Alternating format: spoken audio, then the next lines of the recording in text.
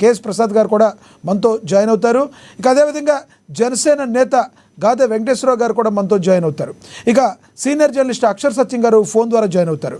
ముందుగా మనం వైసీపీ నేత చిత్తా విజయభాస్కర్ రెడ్డి గారితో మాట్లాడదాం. విజయభాస్కర్ రెడ్డి గారు నమస్తే సార్.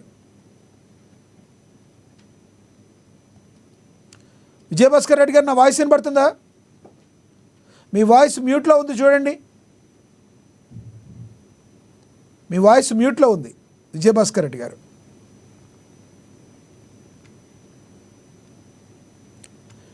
విజయభాస్కర్ రెడ్డి గారు, నా వాయిస్ వినబడుతుందా మీకు? మీ వాయిస్ మ్యూట్లో ఉంది, అన్మ్యూట్ చేయండి.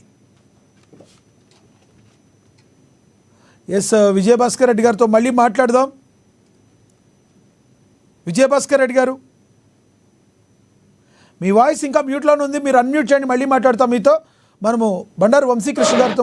ఎస్ విజయభాస్కర్ రెడ్డి గారు, వినబడుతుందా నా వాయిస్?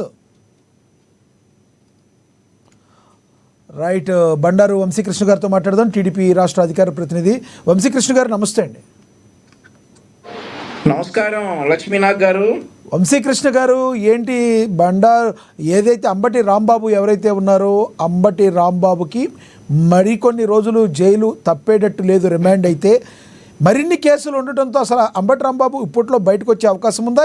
ఇప్పుడైతే విచారణ జరిగేదైతే జనసేన నేత గాదె వెంకటేశ్వరరావు గారు ఎవరైతే ఉన్నారో గతంలో ఏదో కేసు ఫైల్ చేసిన దాన్ని విచారణ వస్తుందంటున్నారు. అది కూడా సంక్రాంతి సంబరాల్లో భాగంగా ఏదో అవినీతి జరిగింది అప్పట్లోని కేసు ఫైల్ అయిందంటారు. ఏం జరుగుతుంది అసలు అంబటి రాంబాబు గారి విషయంలో?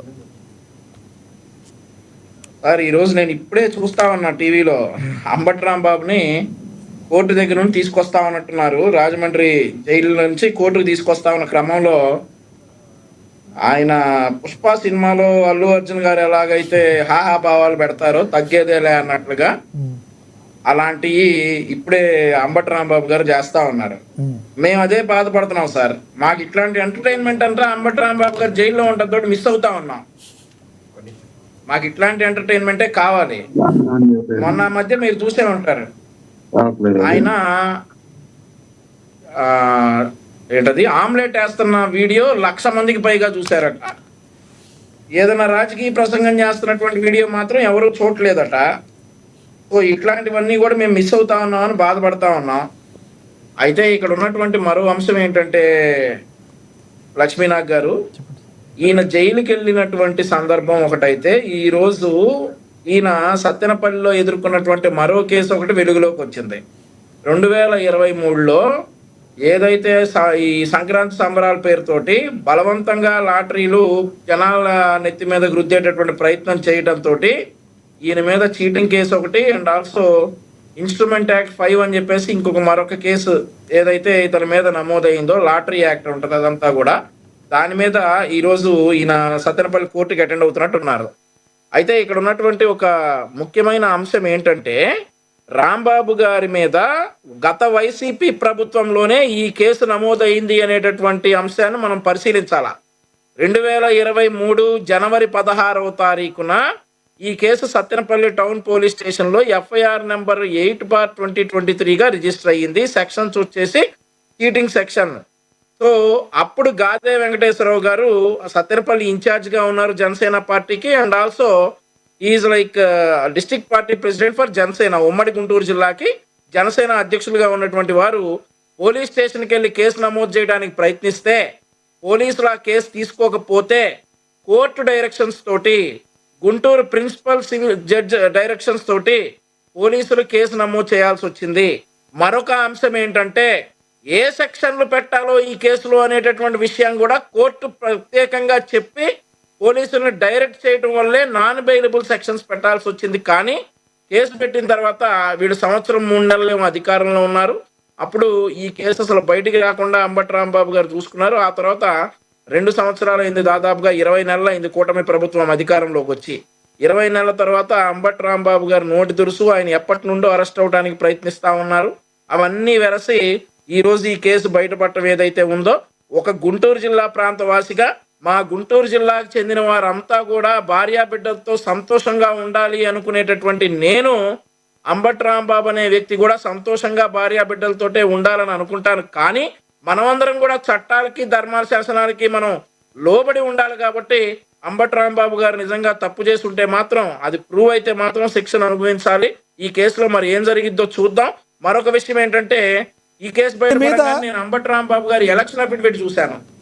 వంశీ గారు ఆయన మీద మరొక లక్ష్మీనాథ్ చెప్పండి చెప్పండి. ఎలక్షన్ అఫిడవిట్ లో ఇతని మీద రాజుపాలెం పోలీస్ స్టేషన్ లో 2019లో నమోదైనటువంటి ఒక హత్య కేసు, అది అటెంప్ట్ మర్డర్ కేసు కూడా ఉంది.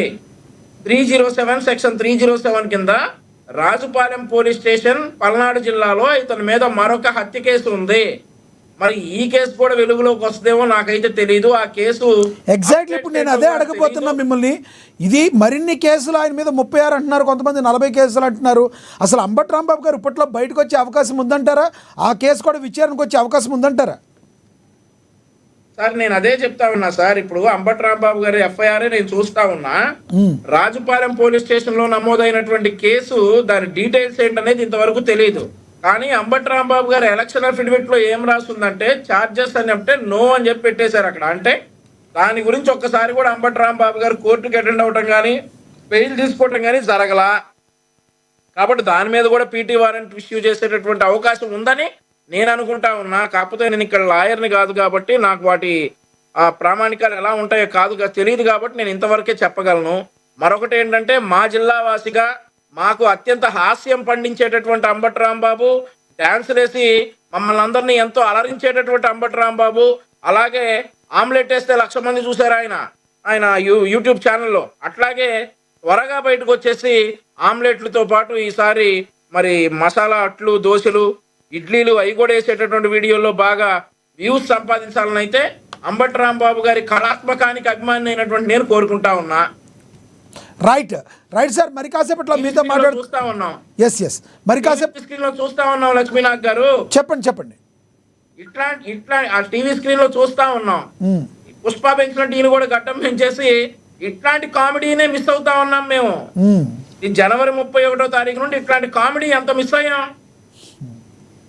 ఇట్లాంటి కామెడీలు చేయడానికన్నా అంబటి రాంబాబు బయట ఉండాలని కోరుకుంటా ఉన్నా.